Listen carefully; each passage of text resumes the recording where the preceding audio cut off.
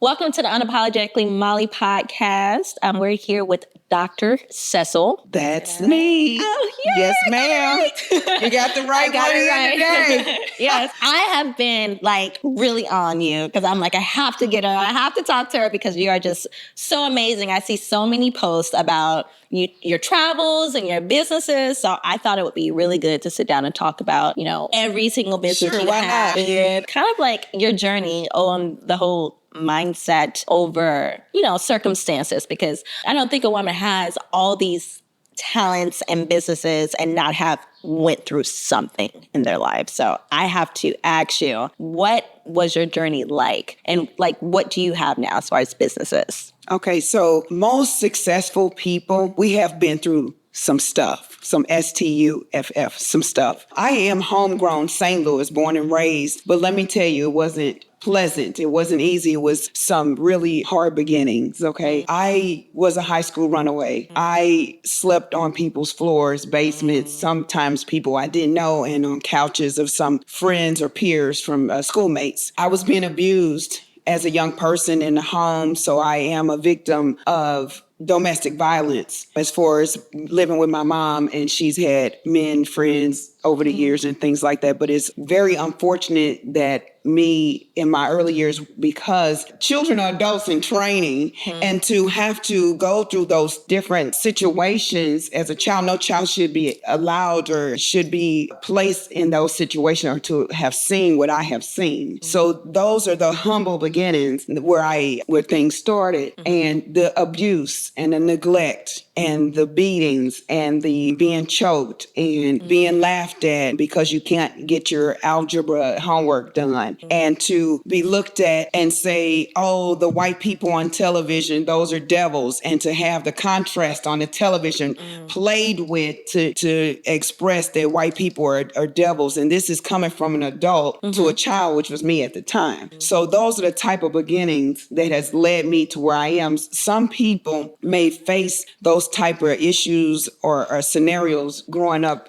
from a child, and as an adult, they don't function well. So I learned and absorbed and adjusted to chaos. So I do well in chaos. I do well in multitasking and difficult situations, and which has taught me how to critical think. So just think of me being in a hospital, in ICU or an ER or any type of ancillary, and there is a code and someone is having cardiac arrest or anything like that, it becomes chaotic. Well, someone has to start writing and taking notes. You point for that person. Or if you are in a medical field or in a medical clinic, you point to that person to call 911. Your brain has to be able to think and not panic and just call out and delegate. And then a couple of hours, everything's over. You could take a deep breath, right? So growing up, I was in high school living out of my locker. I was living out of a Steak and Shake bag. Steak and Shake? Yes, I had clothes and things in the bag and was living out of a locker. And no one had no idea me going to school every day, smiling as if nothing's happening at home, and still being that strong. That girl, when I look at that in the mirror sometime and I see that girl, I think about that little girl. That little girl was strong. That little girl, she just was pushy. She made it. She kept smiling and she kept looking and she kept praying.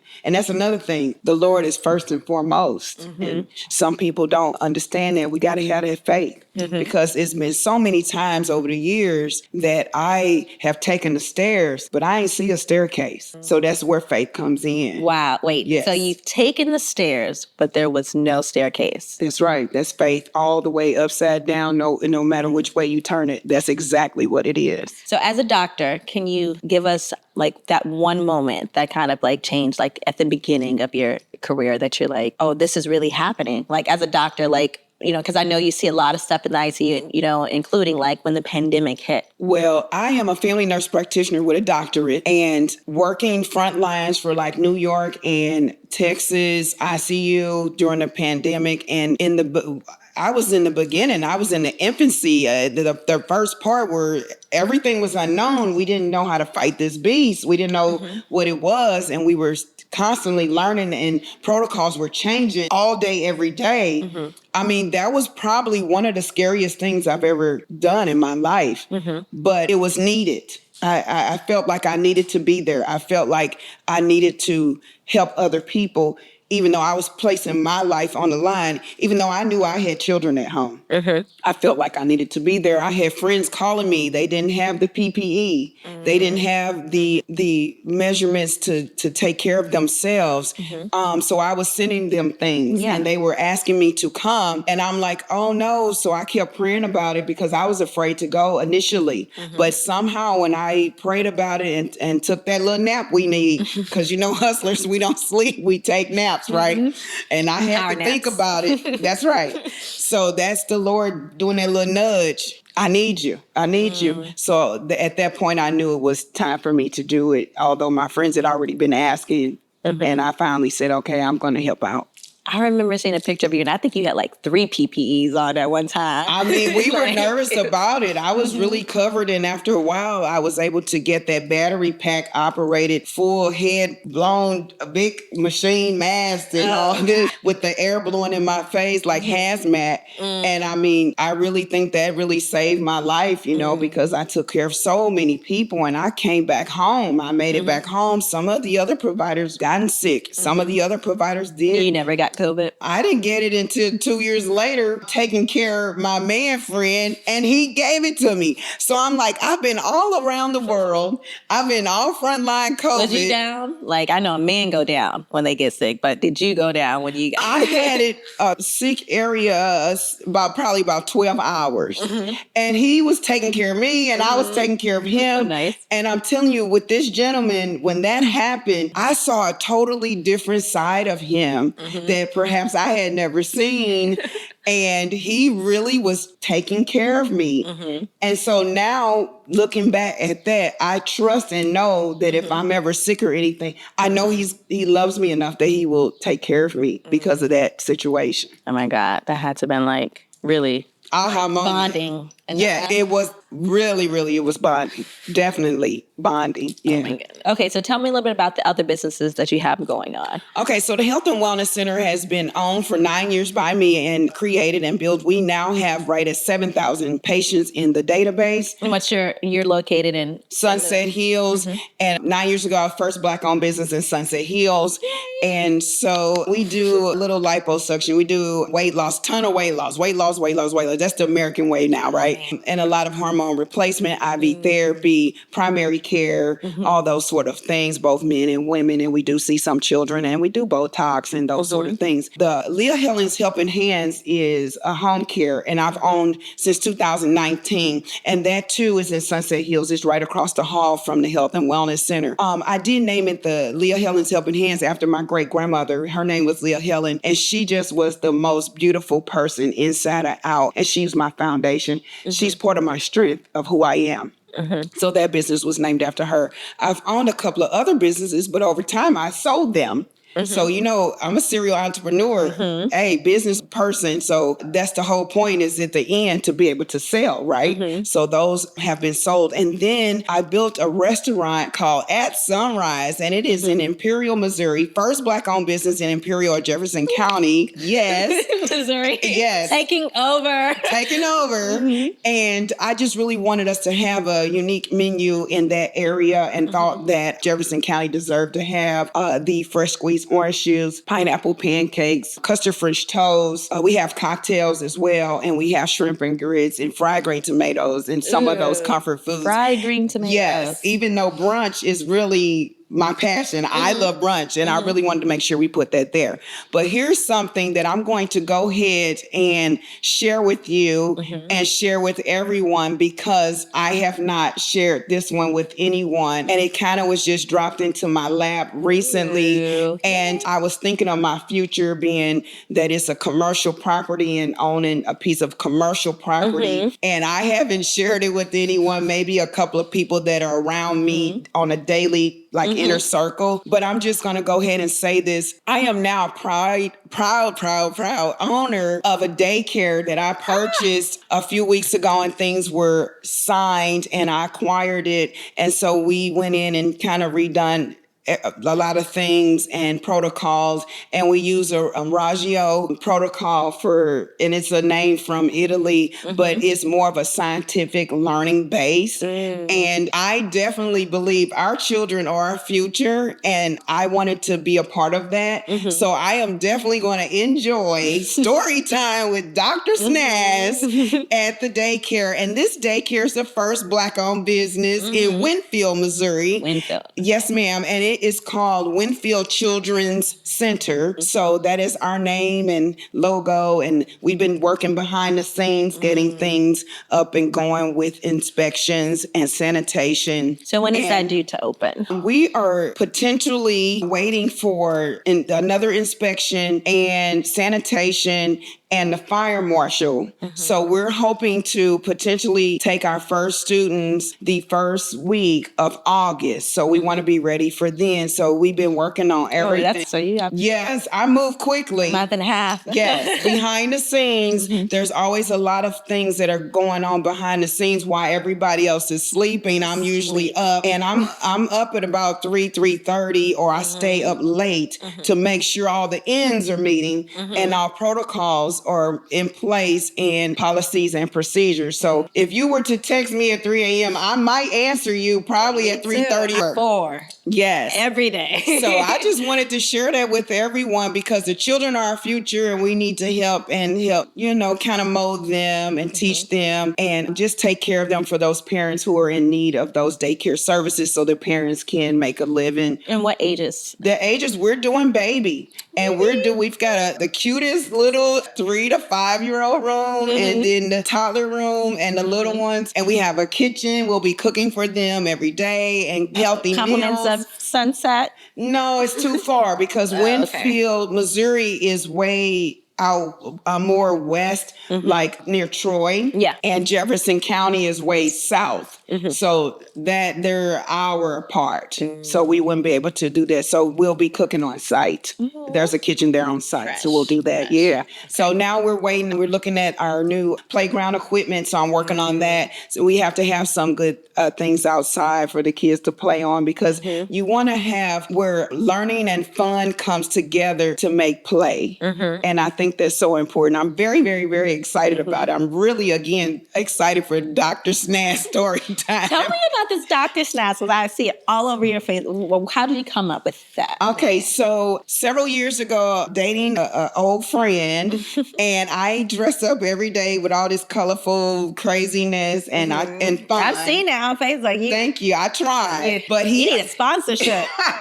I'd be like, I like that outfit right there. Thank you. And I've been thankful to get some really special pieces from different places. And I do have a couple stylists right here in St. Louis that help dress me for different events and such. But he began to start calling me Snazzy as a nickname. And it kind of just stuck with everyone, just start calling me Snaz. And then before you know it, it's Dr. Snaz. So we have it on license plates. We have it just written everywhere. It's become a brand. And it's just probably, would you call it an alter ego, you think?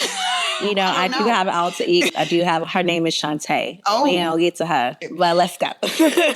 So that's how the Dr. Snaz was born. And I just think it's snazzy. I think it's colorful. It's full of energy. And some of our menu items at Sunrise are like our snazzy drink. You're supposed to bring me a plate. Oh, sure. I'm just sure that would have made it really nicely, coming way from Jefferson County to downtown. It wouldn't have survived.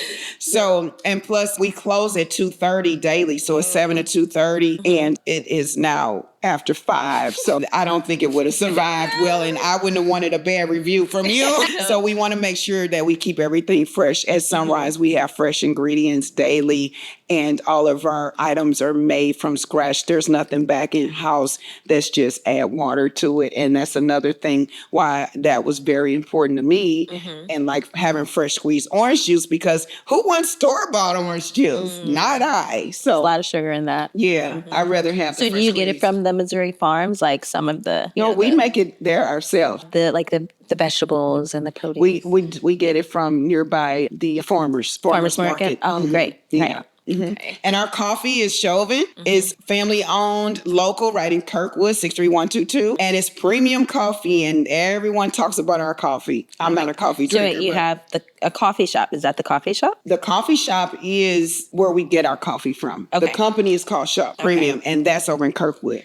So that's where we get our coffee from. Okay. So you have the restaurant. We do. You have your med spa. We do. And now you have your daycare. And I have a home health. And a home health. That's Yes. 4 businesses. Like, I have over 60 employees. oh my goodness. Yes, so How- I have to make sure everybody has payday and make sure everything's done and keep everything rolling and keep it all together. So how has that been? Because I know you have 3 beautiful kids. How has that been like? I've raised 5 kids.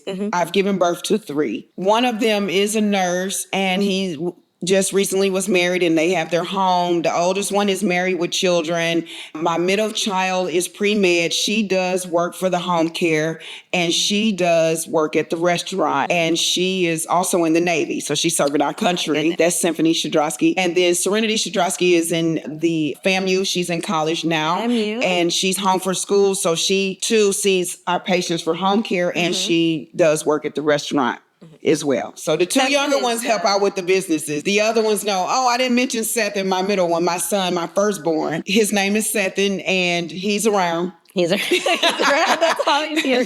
He's around. My friend Molly here is asking me about how is it difficult sometimes dealing with employees. I have over 60 employees, and it has been times people will attempt to take you out of your character. And sometimes being as a human being, you try very hard not to go there, but I'm not fake. And I tell it like it is. I'm not going to beat around the bush. If you getting on my nerves, I'm going to tell you that you're getting on my nerves. If you continue to get on my nerves, then we got a whole nother problem, and then I'll get the cussing or telling you to get the F out, and the door's right there. And I've done it on a few occasions. Yeah, 4, you're about to get the daycare side of it, but like you have 4 business right now. Yes. So Yeah, and when you're dealing with adults, it can get like that. And then people see a person like me, a serial entrepreneur, or see that I'm doing something or going somewhere, or I dress a certain way, or I drive this or that. And they will latch onto you because they want to be a part of it.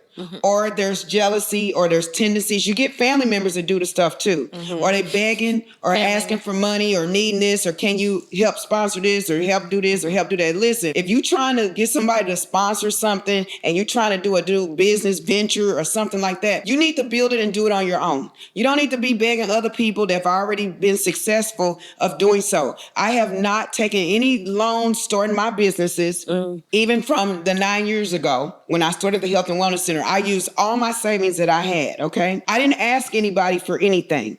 So if you're trying to do something, you don't need to always ask people and be begging from people. Do it yourself so you can put the real work in. You have to crawl before you walk. Okay. You have to really put the efforts in, stand up to 3 a.m. trying to write everything out, policies and procedures, and get all the paperwork together, presentations and PowerPoints and all of those things. Nothing was ever given to me. No one was like some rich sugar daddy or my dad or anybody else ever has given me anything. So I'm up late working. I'm running around. I'm driving around back and forth all the time, checking all the businesses every day. I'm seeing patients all the time. I'm writing something, coming up with something. I got to argue with somebody. You know what I'm going to say? You guys know The Color Purple? oh no. When Sophia Oprah Winfrey, she said, all my life I've had to fight. You know what? That's what I feel like. All my life I have had to fight about anything and everything because people will try to take you there. People try to take advantage of you. And everything is cool as long as you give them a little money or helping them out or letting them hang out, let them ride in the Lamborghini or let them do this or whatever. The moment you tell somebody no, it's a problem, Molly. The moment you set up a boundary, it's a problem. Cecil's mean. She'll curse you out. She ignorant. She ain't gonna do this. She ain't gonna do that. Oh, that's because I checked you. Okay, checkmate. And if you don't do that, Molly, you know, if you don't check people and set boundaries, then you're disrupting your self-care. You're like losing yourself. And here's another thing I like to remind people when they trying to come in the office and trying to get a deal and a discount. When you go to Louis Vuitton, there's no deal or discount. You know what you're coming in here for. So you know, you coming into the office or you coming in the restaurant, you say the price too high. Well, perhaps fast food is for you. Okay, perhaps the at Sunrise is not for you, or the Health and Wellness Center is not for you. Because I'm going to share this. I'm going to hit this camera with this one. Hit them with it. I didn't go to school all these years to give you a discount. Okay, I did not. Not one. Yes, so you have to understand. I have family and children as well that are in college. Okay, I have bills and other issues as well. We're all human beings, and I'm just going to lay it out there on the table for you. Okay, don't ask me for nothing unless I have a job. I have you give people opportunities. Positions and opportunity. If you need something, and then offer that to someone before. Well, now it says, I didn't want to do that. I just need to know if you could just loan me. I just got to pay my car payment. Well, if I loaned you to pay your car payment this time, how you going to pay your car payment next month? You got to pay me back. So you already putting yourself in a hole already. So we on the finances now. Yeah, I built a big dream home, and I do remember that. I remember and I haven't given a virtual tour, and I'm not going to. So don't ask anymore. It's private. Any photos or pictures you may see out there on social media, you're not seeing the whole thing. You get a little glimpse, or me marking over it or something like that, because it's not for you to see unless you're invited. And I really don't invite people over much either. I spend a lot of time there alone. You know why? Because it's peace, and it's quiet, and it's alone.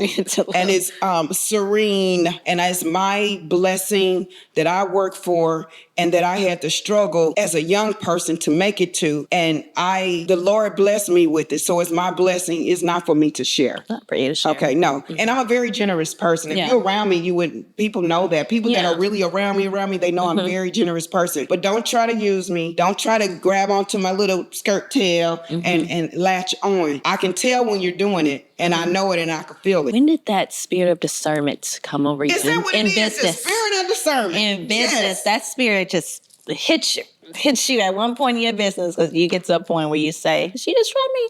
Yes, they will. They will. Probably, I would say not initially, because I was just starting out learning that whole let's have a business, because back in the day, I never thought I would be a business owner. I just thought I was going to continue to clock in on someone else's clock. And it just somehow came to me one day that, I'm opening my own clinic. I can't work at that other clinic anymore. They're treating human beings like assembly line. Human beings are not assembly line. Now in business, though, I understand why they do it. Like, I understand the mindset behind it. Yeah, well, I don't like that mindset behind it when you're dealing with patients. Patients need some one-on-one time. I meant employees. Yeah, well, I'm on the patient part. Patients need one-on-one time. Patients need some of your attention. Sometimes we all need it. We're human beings, and we should not treat human beings, especially our seniors, like assembly line at all, and especially our children. We have to give them their time. And a lot of things with patient care is patient specific. It's not for everyone. So you have to be one-on-one with them. A lot of my patients have been coming for years. I hug them. I kiss them. I get invited to parties and graduations. I know their kids and things like that. They trust me and they love me, and it's the whole love behind it. A lot of those patients showed up to my dad's funeral. I didn't expect them to be there. They was there. That showed a lot of love. Yeah. So a lot of this is also in my book. I have a book called Reprogrammable, my bio. Yes, I've written 2 books. Oh, Molly, you're behind. I am behind. Research. Yes. So is that on Amazon? Where is that? It is, but it's better if I get it to you so I can sign it for you. Oh, yes. Yes. And it's called Reprogrammable, and it's out. It's Dr. Secil, reprogrammable.book.com. I think that's what it is. And it's the bio. And I told on people dead and alive. I told. What'd you tell? I told the things that they did to me. I told my childhood on up. I told because writing. Put their name in there. I changed the name so I couldn't get sued later. People always want some money. Try to sue you on the daily. They will try to sue you, baby. So I made sure I changed those. But let me tell you, writing that book was very therapeutic for me. And someone asked me, "Did you have a ghostwriter? How did you write it so fast and write all that and add all the detail?" Because I lived it. I don't need a ghostwriter. Let me tell you, I wrote everything, whether I was on an airplane or sitting on a beach somewhere. If it popped in my mind and I wanted to put the pen to the paper, I put the pen to the paper and we wrote it out. What's one of the most changing times? Because I know you said you went through domestic abuse. What was at that point where you said you had to leave? Because I know you said you were living out of a locker. At what point? What point I had to leave was when... tell me descriptively what that scene looked like for you. You know, a lot of women, I know, for me, it was like hugging the toilet. I don't know if you... Well, see, when you went through your domestic violence, you went through it as an adult. I went through it as a child. So that's a big difference. It's still the same. It's a big difference because you probably had more substance and more maturity. I didn't, although I'm an old soul and kind of had to grow up quick. That's maturity because... Because mine was at childhood, and I just knew. I had dinner one night, and the gentleman was upset because I put ketchup on my meal. Everyone knows I love ketchup on everything. I've gotten ketchup for Christmas before. So next thing I knew, I saw my body laying on the floor. I was strangled. The man that you were on a date with? No, this is my mom's boyfriend. I'm a kid. Oh, okay. I was like in 8th grade or something. I was at only 93 pounds.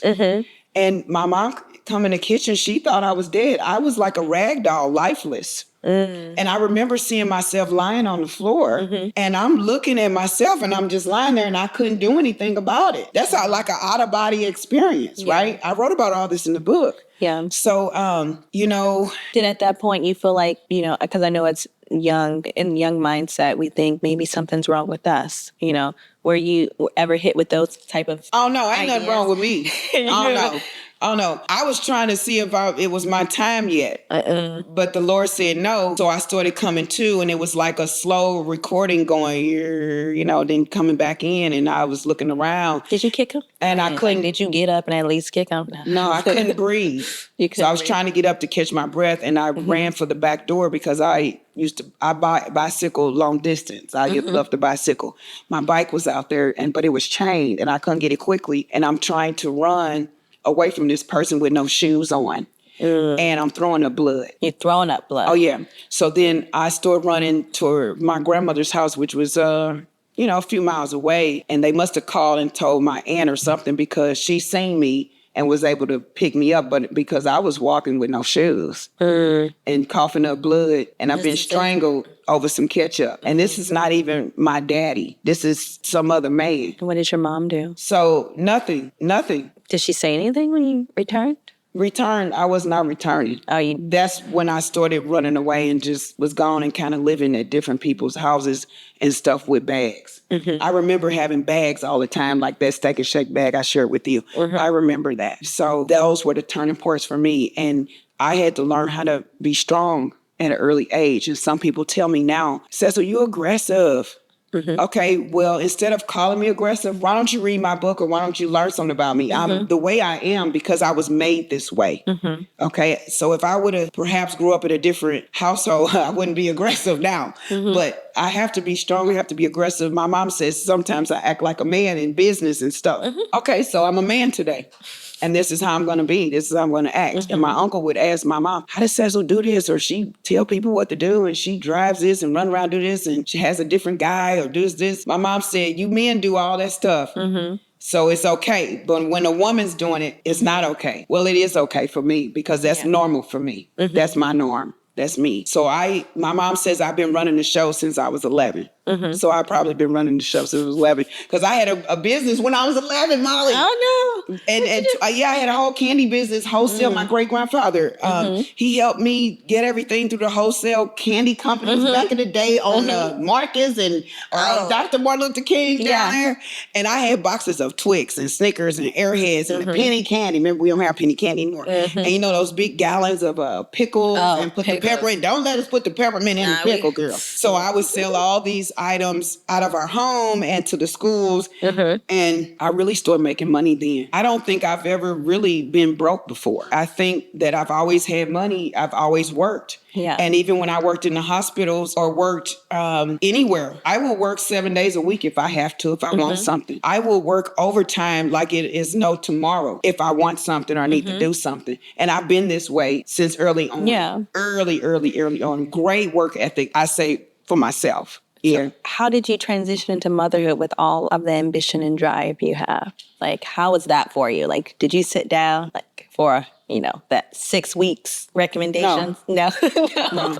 When I had Symphony, who's now 21, my husband, Russ, at the time, he took paternity leave, they call it now. He was home for 6 weeks. When I had that child, I was still in school, and I only missed 2 days of school, and I showed up with that breast pump, and I was barely walking, and I was all stitched up and everything. And my instructor was like, "Oh my God, Secil, you just come in here." I said, "Hey, I'm gonna treat me like you treat everybody else." She said, I can't. You can sit here or you can pump your breast or whatever. No, I'm gonna finish this program, and I want to finish and walk with everyone else. Just because I had a baby, there's no excuse. And Dad had that carrier, and he dropped me off, and he did his part, and I did my part. But I was not going to graduate just because I had a baby.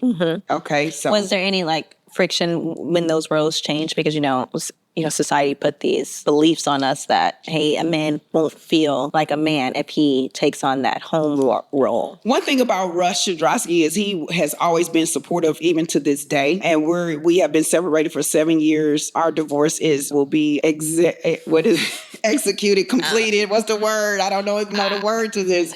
Completed in a few weeks. And we are really, really good friends. But one thing about Russ Shadrosky is very, very supportive, even now. He supports all the businesses. He stops by, asks me if I need anything. He will help out at the restaurant, and I think he likes it.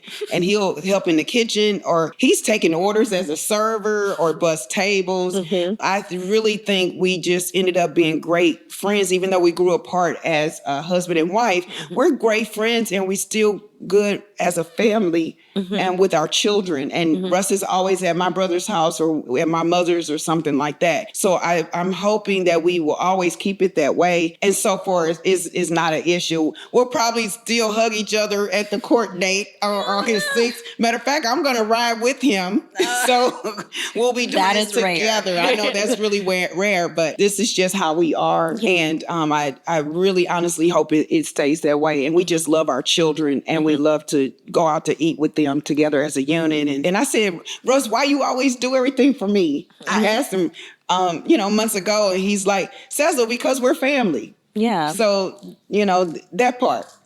That's part. So if someone needs to learn how to co-parent, they could take notes from someone out there needs to learn how to co-parent. Take notes from the Shadrosky's. We're going to send a prayer out tonight. Is that another book? Take notes from the Shadrosky's. How do we get to that mental space, emotional maturity? For sure. It's definitely emotional security and maturity, and also having emotional intelligence. People don't discuss that. So I also want to share that I wrote another book, and it's a comic book. And it's called A Black Bonnet. And I'm I'm like a superhero at night and a provider in the daytime. You just keep surprising me with everything. And this book was based to help and assist. A lot of our men live in silence. They suffer in silence. And it was to focus and made it a little easier to discuss erectile dysfunction and obesity, because I kind of specialize in obesity and in erectile dysfunction. And I love to help people in their love lives, whether they're married or not. But we always want to have that feeling and source of comfort and love and togetherness, because I think the Lord made us here to be with one another, to have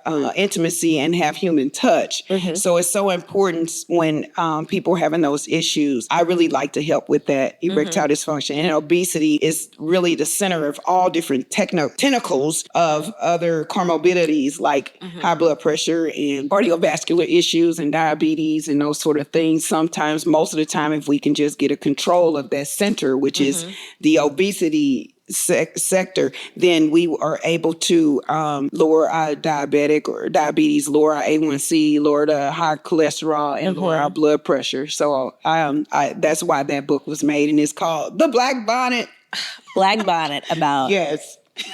Because Black women wear bonnets at night. Oh, and that's where we got that from. Yeah, that'll definitely. The Black Bonnet. Right? Okay, so STLBlackBonnet.com. Okay, we're going to put that link down so they can get both of those books, because you had 2. Yeah. So tell me, one thing we have at Unapologetically Molly is what I do want to know is if you could say over your whole life, what are the 3 top things in life that you are unapologetic for? Being myself. That's a comment. Dr. Snaz, Dr. Cecil, the Black Bonnet, whatever my name may be today, CC, Miss Cecil. People have different names for me. I am unapologetic about being who I am and being myself. I will not change for anyone. This is me. What you see is what you get. Okay. And your last one, was that 3? I don't know. I didn't even count it. One more. Give us one more. I think that was 2. Last one. Let's wrap them up. What are you unapologetic for? Last one. If you try to take advantage of me or try to play games with me, I release you with love. If you ever need anything or needed any care, or even if you needed something to eat, I will still take care of you. But I do not forget anything, and I know how to handle you. That is unapologetically, whatever. Unapologetically. Yes. I unapologetically can love you from a distance. That's right. And I can release you with love, unapologetically. Dr. Snaz. Dr. Snaz. Yes. Well, thank you for tuning in. Thank you again, Doctor. I have been trying to get hold of you for a while, so I'm so glad we got a chance to sit down. We are going to have to sit down and talk about this bonnet one, because I think that's a whole nother, podcast. She said another. Another one. Another. So let me hit you with this other one. I have accepted and been nominated for 5 awards and for humanitarian awards, both from St. Louis and from Detroit, for excellence, Black excellence in the community, and for humanitarian and those sort of things, and the NITA Award, and the Black Girls Rock, and my home won. For the Homeowners Association, won the Custom Home of the Year for 2021, and I designed her myself. Your home. My home. The one you just built. Yeah, 2 years. Took 2 years to build her. Been there for 3 years, 6.5 acres right there, and beautiful Jefferson 6.5 County. acres. That's right. I mean, do you got like dogs to cover the 6 acres? I always Dogs. I don't need protect dogs. the 6 acres. You never know who's coming up your driveway. Oh, they can't come up. Baby. They can't. No, they can't come up. Everything's private and locked and gated, and you can't come on the property unless I let you on the property. Gated for sure. Yeah, and I painted some of the trees at the entrance purple. That means I am fully loaded. That's right. So try it if you want. Thank you so much for joining us. You weren't ready The for purple trees. I'm going to notate that because I didn't know that was the calling card for that. Yeah, that's a calling card for that. But we have a lot of animals on property. Turkey and her little attitude, she comes through a lot with the little turkeys. A lot of deer. I like sitting out watching them. We've got woodpeckers and hawks and all types of fish and they water. It's just serene. It's wonderful. Thank you. Okay, well, thank you again. And again, our viewers, remember to live transparently, intentionally, but most importantly, unapologetically. Thank you. You said,